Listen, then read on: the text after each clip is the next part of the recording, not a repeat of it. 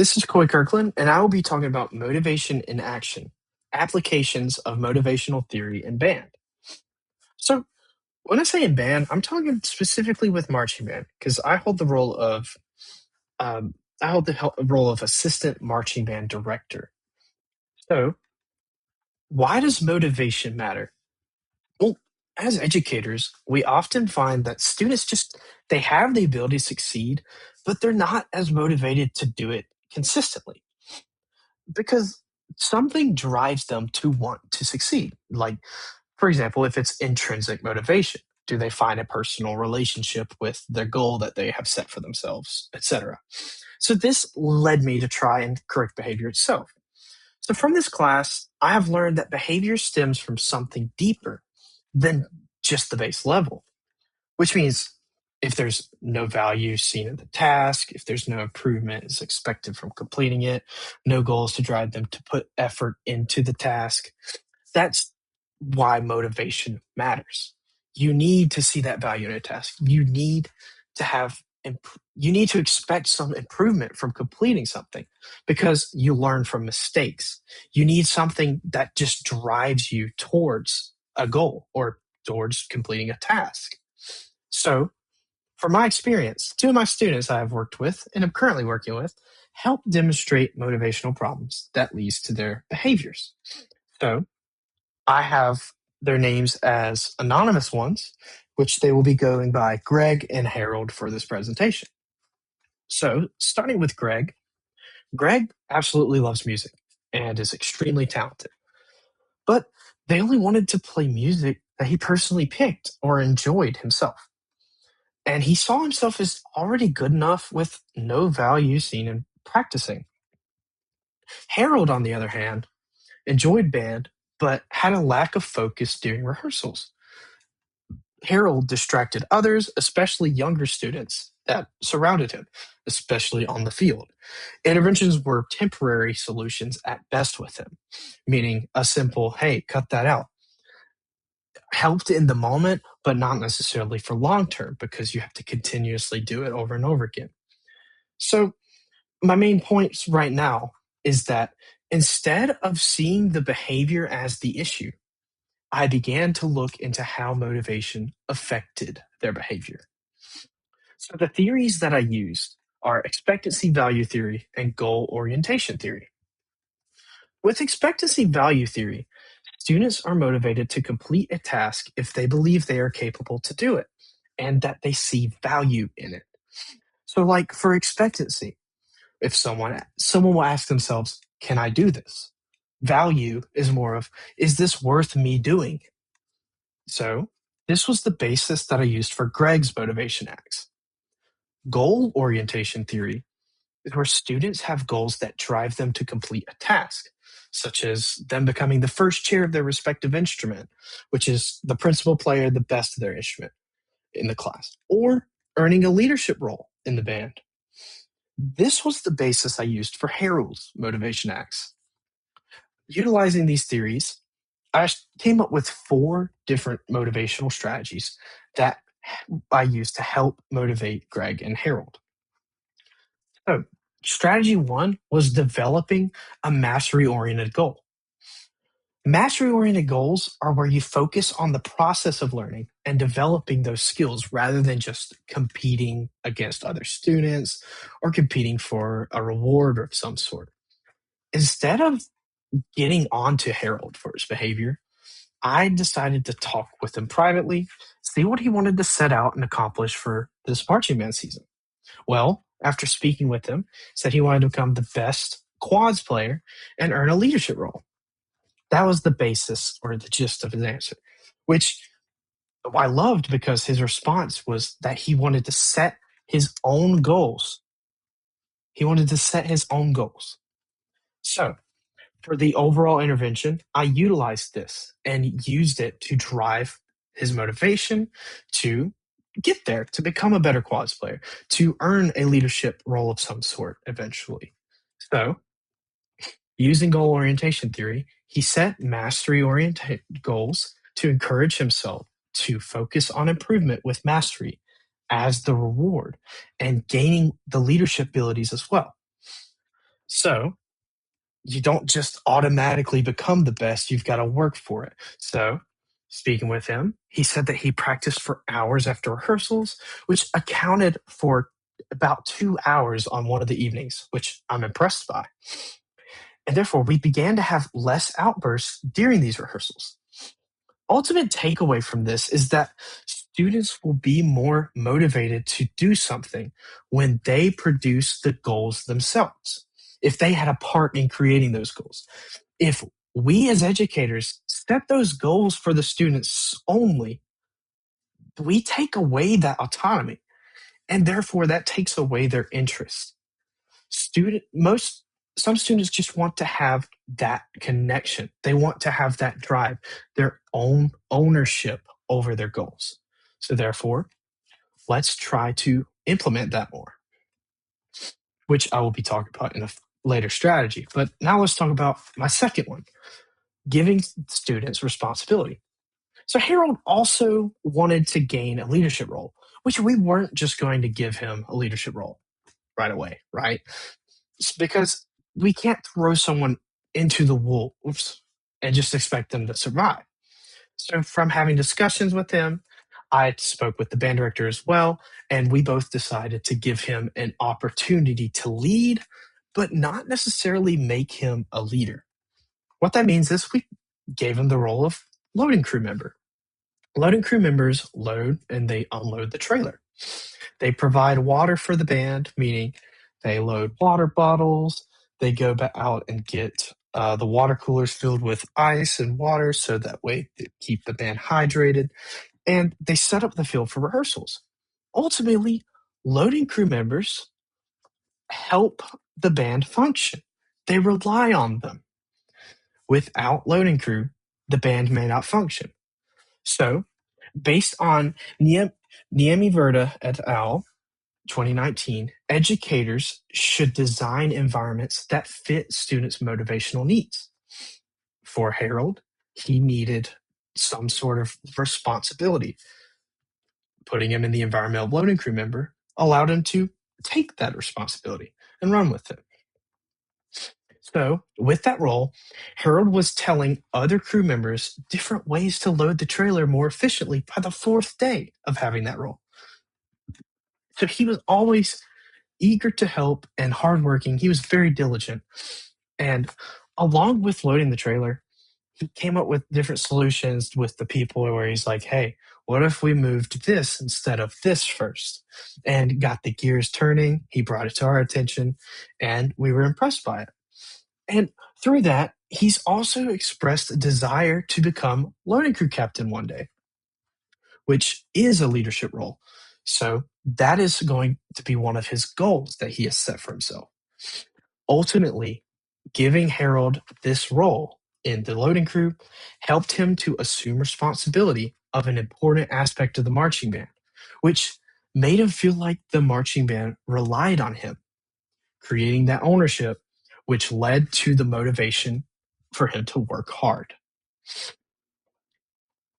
Strategy 3 is going to be talking about Greg, building confidence. One of the things One of the problems Greg had was that he saw rehearsals as boring or pointless. So, using expectancy value theory, this tells us that students will work harder when the task or success seems possible. Well, what if we made rehearsals less daunting? So, my solution was giving him individual rehearsal time, where I gave him a structured practice list that gave him specific areas to improve. So, like specifically, you need to focus on measure X through Y, and you need to look at those rhythms. And I also allotted time for himself, which I will touch on in the next strategy. And this checklist guided him through what exactly to work on. So, start on the first song for 15 minutes, then move to song 2 for 15, then song 3. Well, Greg completed practice more than before, and he became a more consistent participant with the church band. I didn't say this before. I have a personal connection with Greg, and I utilize these motivational acts through church band. And he told me he felt like he was getting better through using this checklist. So ultimately, sometimes the work does not need to be dumbed down or made easier, but it just needs to have clear guidance. You need to draw the arrow, you need to connect the dots towards success. And strategy four is introducing autonomy. So for Greg, he loved music, but not necessarily the music assigned. So you would catch him playing Careless Whisper or some other band song that band kids love to play. So to accommodate this, I allotted time in the structured checklist that allowed for him to exercise that freedom to play his own music. So this took about a fourth of his individual rehearsal time because I allotted about 45 minutes to an hour for him to have individual rehearsal. So about one fourth of that would be 10 to 15 minutes ish, somewhere in that range. But, anyways, I digress. Reeve 2016 explains that students become more engaged with more meaningful choices. So, by allotting that individual freedom to play whatever, that gave him the choice to work on one of the songs he already worked on and be like, hey, this piece of music needs more work, or I feel confident with that. I'm going to play Careless Whisper. So that gave him a more engagement with the individual practices. And so Greg finds meaning in the music he personally enjoys. His participation in rehearsals improved. He became more attentive and collaborative, and he found an equal balance of his time and our time. One thing I love to tell my students is my time is my time, your time is your time. Don't impede on mine, I won't impede on yours. So, with this, we gave Greg a split of his time and our time for the ensemble. By that equal balance, he found meaning in that music he personally enjoyed by being able to play it during his rehearsals. With us allowing that, that gave Greg a sense of autonomy.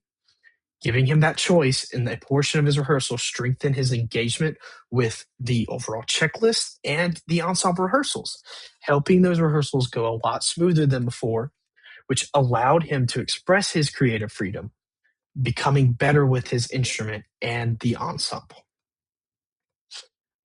So, how can you use these outside of band, though? Well, this is where differentiation comes, equality versus equity.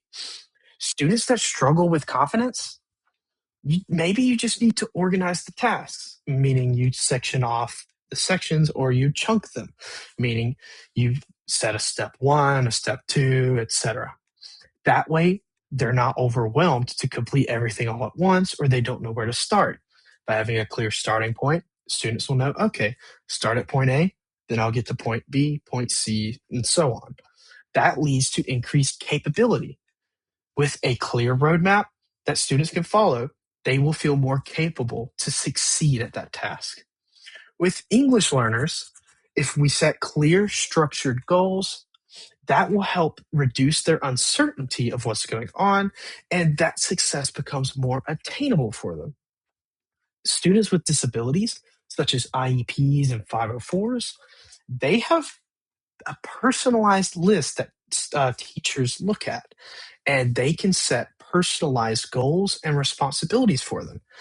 That will use their strengths, their individual strengths, to help them complete tasks. Because not everyone is a visual learner, not everyone is a tactile or auditory learner. Therefore, utilize those strengths and they can accomplish it. And finally, with gifted learners, by increasing their autonomy and leadership, that gives them more meaningful contributions that will challenge them because you're expecting more from those learners. By expecting more from them, they may expect more from themselves. Giving them more autonomy and freedom will hold them more responsible for their own learning. So ultimately, from this experience, what have I learned? Well, initially, as I mentioned before, I believe that motivation was just about correcting those behaviors. Well, now it's less so about what the behavior is, but it's understanding the reasons behind the behavior. In fact, understanding the reason behind the behavior is way more important than just the behavior itself, because you need to see what is driving the students, what can drive them into the right direction. Because purpose drives motivation rather than just the consequences. You know, so like, oh, I'm going to go to the principal if I throw an eraser at my teacher. That won't necessarily stop them from throwing that eraser. You need to find out what is motivating them and navigate that. Students need some level of independence as well, as I mentioned with autonomy, because by directly having them directly involved with their learning and setting goals for them, that gives them ownership that is meaningful. My final takeaways from this is that motivation should be cultivated, not controlled. So, whether you're in a classroom setting or you're out there in the field with marching band or coaching sports, students need to believe they are capable of improvement. How do you navigate that capability? I don't know. Maybe you can start chunking the material, setting out a checklist, organizing it for them, whatever meets them. That's where you have interventions and you speak with them one on one. Personally, I think educators should help students create a mastery oriented goal. So that way they're not just trying to earn the banana split if they memorize the entire multiplication table, for instance. Giving them more responsibilities that makes their contributions meaningful. So, for example, with Harold, I mean, he was able to load the trailer with the loading crew, and that helped him gain more responsibility. And he felt like he was making a difference. To build more confidence with students, starting small. So that means chunking, structuring, etc., and introducing autonomy, making their impact count for themselves. Finally, my most important statement in this presentation: motivation cannot be forced, but it may be fostered or cultivated through a meaningful, engaging classroom environment. Thank you. And these are my references.